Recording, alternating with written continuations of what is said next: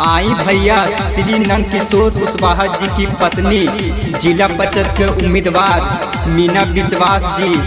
आप सभी क्षेत्रवासियों से हाथ जोड़ के विनती बा की क्रमांक संख्या 5 मक्का छाप पर बटन दबाई और इनके भारी से भारी मतों से विजयी बनाई। जिला परिषद से भूल खुखाड़ा वोट देवे में भैया लग तो न भाड़ा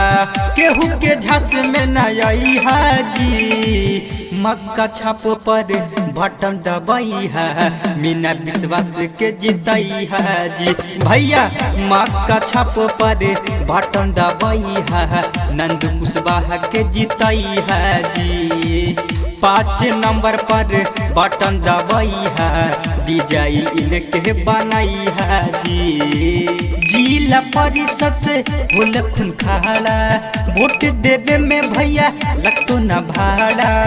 अब की झस में न आई हाजी मक्का छापो पर बटन दबाई है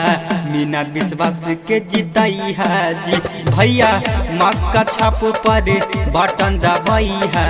नंद कुशवाहा के जिताई है जी भैया 5 नंबर पर बटन दबाई है विजयी इनके बनाई है जी। मीना विश्वास जिंदाबाद जिंदाबाद जिंदाबाद मीना विश्वास जिंदाबाद जिंदाबाद जिंदाबाद आपका बटन कहाँ दबेगा मक्का छाप जहाँ रहेगा आपका बटन कहाँ दबेगा मक्का छाप जहाँ रहेगा नंदकिशोर कुशवाहा अमर रहे अमर रहे अमर रहे नंदकिशोर कुशवाहा अमर रहे अमर रहे अमर रहे गरीब मजदूरी के साथ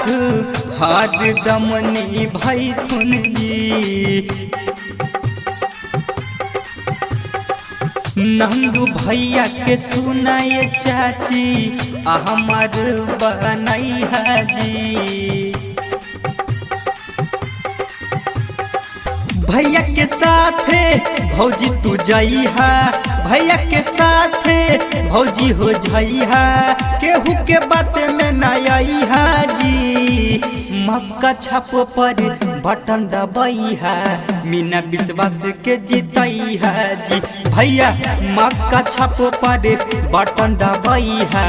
नंद कुशवाहा के जिताई है जी भैया 5 नंबर पर बटन दबाई है विजयी इनके बनाई है जी। मीना विश्वास जिंदाबाद जिंदाबाद जिंदाबाद मीना विश्वास जिंदाबाद जिंदाबाद जिंदाबाद आपका बटन कहाँ दबेगा मक्का छाप जहाँ रहेगा आपका बटन कहाँ दबेगा मक्का छाप जहाँ रहेगा नंदकिशोर कुशवाहा अमर रहे अमर रहे अमर रहे नंदकिशोर कुशवाहा अमर रहे अमर रहे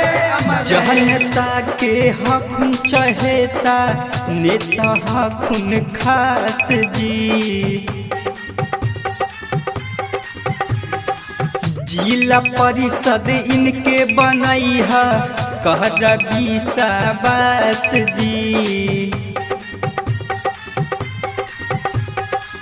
कर सपोर्ट जी दे देना वोट जी कर सपोर्ट जी दे देना वोट जी